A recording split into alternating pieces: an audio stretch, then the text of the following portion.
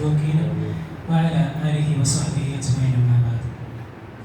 ഏറ്റവും ബഹുമാനപ്പെട്ട സത്യവിശ്വാസികളെ, അല്ലാഹുവിന്റെ പരിശുദ്ധമാക്കപ്പെട്ട റമദാൻ മാസത്തിലെ റഹ്മത്തിന്റെ ദിവസങ്ങൾ നമ്മളിൽ നിന്നിങ്ങനെ കടന്നു പോവുകയാണ്.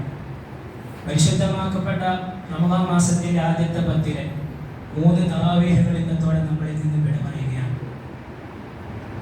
പരിശുദ്ധമാക്കപ്പെട്ട റമദാൻ മാസത്തിൽ നമ്മൾ ആദ്യമായി മാസം കണ്ടന്ന് നിസ്കരിച്ച തറാവീഹിൽ ഒരു മാതാവിന്റെ ഗർഭാശയത്തിൽ നിന്നൊരു കുട്ടി പുറത്തോട്ട് വരുമ്പോൾ എങ്ങനെയായിരിക്കുമോ അവൻ പുറത്തോട്ട് വരുന്നത്, എല്ലാവിധ പാപങ്ങളിൽ നിന്ന് മുക്തനായി അങ്ങനെയായിരിക്കും ആ തറാവീഹ് നിസ്കരിച്ചവൻ അല്ലാഹു നൽകുന്ന പ്രതിഫലമെന്ന് പണ്ഡിതന്മാരെ നമ്മളെ പഠിപ്പിക്കുന്നു.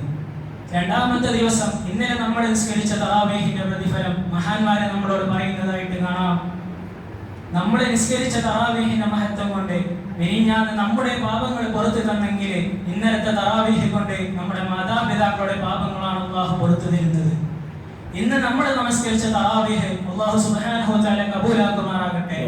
ഈ തറാവീഹ് നിസ്കരിച്ചതിന്റെ പ്രതിഫലമായിട്ട് നാളെ അല്ലാഹു റബ്ബ് സുബ്ഹാനഹു വ തആല നമുക്ക് നൽകുന്ന പ്രതിഫലം എന്തെന്ന് വെച്ചാൽ, നമ്മളെല്ലാവരും ദുആ ചെയ്യുന്നവരാണ്. എന്നാൽ നമ്മുടെയൊക്കെ ദുആകൾ അല്ലാഹു കബൂലാക്കുമെന്നോ അല്ലാഹു സ്വീകരിക്കുമോ എന്നൊന്നും നമുക്ക് ഉറപ്പ് പറയാൻ കഴിയുകയില്ല. അല്ലാഹു നമ്മുടെ ദുആകളും മറ്റു സൽക്കർമ്മങ്ങളും എല്ലാം സ്വീകരിക്കുമാറാകട്ടെ.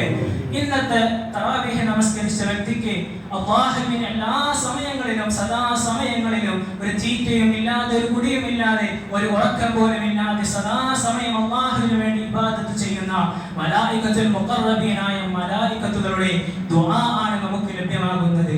അല്ലാഹു ഏത് സമയത്തും മലക്കുകൾ അല്ലാഹുവിന് വേണ്ടി ഇസ്തിഗ്ഫാർ ചെയ്യുകയാണ്.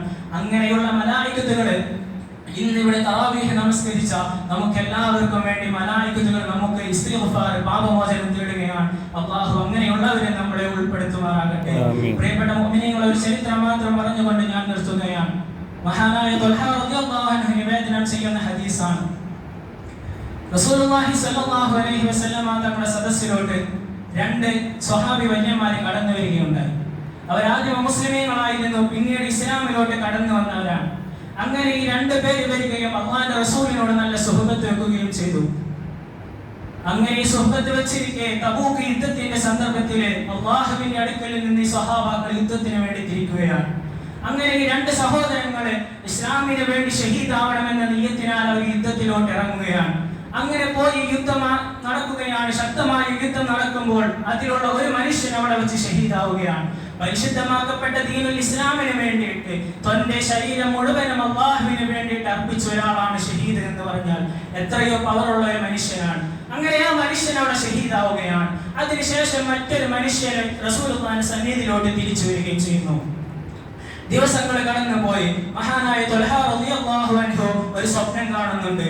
ഈ സ്വപ്നം കാണുന്നത് എന്തെന്ന് വെച്ചാൽ, ഈ ഷഹീദ് മരണപ്പെട്ടതിന് ഈ ഷഹീദും മറ്റേ മനുഷ്യനും മരണപ്പെടുകയാണ്. അങ്ങനെ മരണപ്പെട്ട് അവർ സ്വർഗത്തിലോട്ട് എത്തുമ്പോൾ ഈ ഷഹീദിനെക്കാൾ മുമ്പ് രണ്ടാമതിരുന്ന അവിടെ ഷഹീദാവാത്ത മനുഷ്യന് സ്വർഗത്തിലോട്ട് എത്തുന്നതായി ഈ മനുഷ്യൻ കാണുകയാണ്.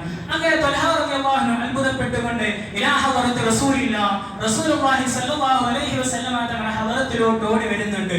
എന്നിട്ട് ചോദിക്കുന്നുണ്ട്, യാ റസൂലല്ലാഹ്, അല്ലാഹുവിന്റെ റസൂലേ, അന്ന് തബൂക്ക് യുദ്ധത്തിൽ നമ്മളോടൊപ്പം വന്നിരുന്ന 2 സ്വഹാബാക്കൾ ഉണ്ടായിരുന്നുവല്ലോ, അതിൽ ഒരു മനുഷ്യൻ ഷഹീദാവുകയും മറ്റേ മനുഷ്യൻ കുറച്ചു കാലം കഴിഞ്ഞ് മരണപ്പെടുകയും ചെയ്തു.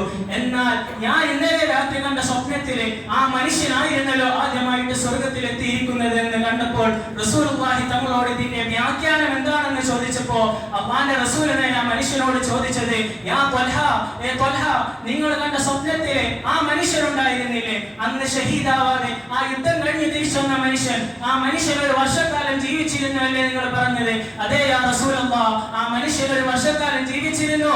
അങ്ങനെ റസൂൽ ചോദിച്ചത്, ആ മനുഷ്യനെ പരിശുദ്ധമാക്കപ്പെട്ട റമദാൻ മാസം കിട്ടിയിരുന്നോ എന്നാണ്. ആ ഒരു മനുഷ്യനെ പരിശുദ്ധമാക്കപ്പെട്ട റമദാനിൽ തറാവീഹും മറ്റു സൽക്കർമ്മങ്ങളും ചെയ്തിരുന്നോ എന്ന് ചോദിക്കുന്നുണ്ട്.